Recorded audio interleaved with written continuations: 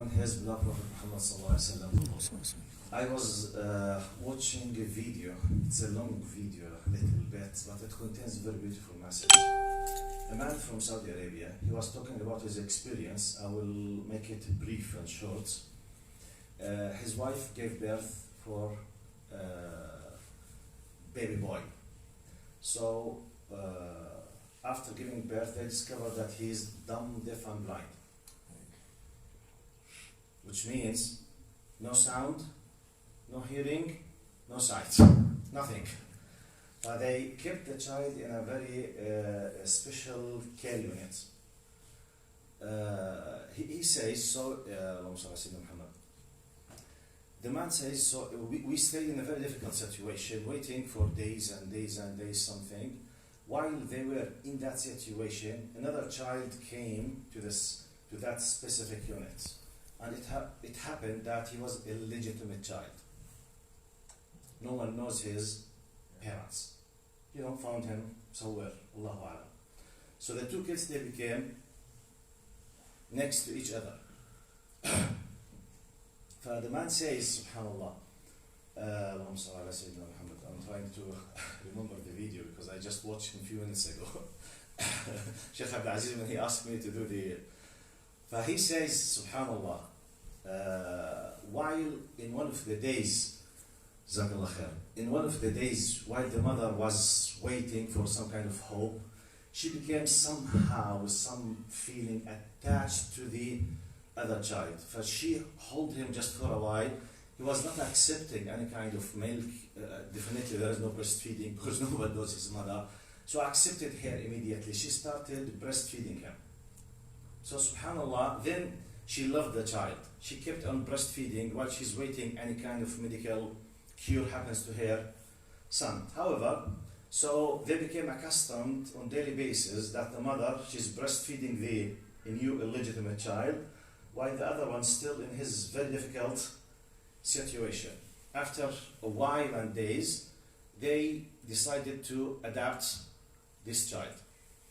They finished everything, still their child in his status. He insisted to take him home. They refused at the hospital because it seems he was suffering from something in the brain, and there was some kind of liquid in the brain. At any time, the brain might explode. So it's a very, very difficult situation. It has to do with the brain, and it affected the function of the hearing, the sight, and sound completely. So they took the son. He said, we stayed in this status 7 months. Can you imagine? The new child, the illegitimate child is, growing, and the other one is completely no hearing, no sound, no crying, no sight, nothing at all. Just in one day after 7 months of suffering, out of nowhere, he started crying, and they noticed that he had this kind of reaction to the sound. And when they took him outside to the light, he had this kind of reaction. He started seeing, hearing, and speaking, subhanAllah, by the will of Allah subhanahu wa ta'ala. Now, while he was narrating the story in this video, which I received today, the two brothers now, there's 40 days in age between them. So like twins, they are in grade 6 at the school. Subhanallah. So he was talking about this, of course, this story was under the title of, at least from my point of view, who can guess? أنا وكافل اليتيم في الجنة كهاتين وأشار بإصبعيه السبابة والوسطى. The very famous hadith, which is the most well-known hadith in this, topic. Prophet Muhammad, he said, I and the sponsor, the one who takes care, the one who sponsors the orphan, قال في الجنة كهاتين. He used his 2 fingers to tell you literally, it's not just you will be in the Jannah, you will be next to Prophet Muhammad sallallahu alaihi wasallam. So, okay, what's the message? I'm not here just to talk about sponsoring orphans. No, I'm talking about فعل الخير in general, in specific with vulnerable and weak people. Because why do you think that there's a high status in Islam for the yatim, for the orphan? What distinguishes the orphan? He is so weak. Nothing.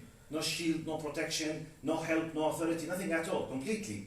You see, the orphan is so weak, in the weakest status in the society, when there is no one to take care, especially, you know, the power of the male figure, you know, the father. One of his first duties basically to take care, to protect, to, you know, like a shield, like a, you know, subhanallah. It's a message for us. If you want really, I'm doing like a qiyas, you know, analogy. From one angle, if you can do anything for an orphan, it's one of the guaranteed gates to Jannah. Now take a message from this, search always to the weak, the one who is in his weakest status or the weakest. Which means let your, let's say, sensors, if you want more ajr, be like a clever trader with Allah. Don't go where everyone goes. Search to those whom people don't, you know, see. Look to those whom people ignore. Look to the categories of mainly people they don't care. Whatever it is, I'm talking in general now, okay? You can tell them something in their relative, something, you know, because mainly the famous thing, most of the people, they come to it. You see, those who have come some power, sometimes the people go. But mainly weak people, vulnerable people, mainly people they don't care. So this is your golden chance to go to gain more أجر. أسأل الله سبحانه وتعالى أن يرحمنا ويرحمكم وأن يرزقنا الإخلاص في القول والعمل. السلام عليكم.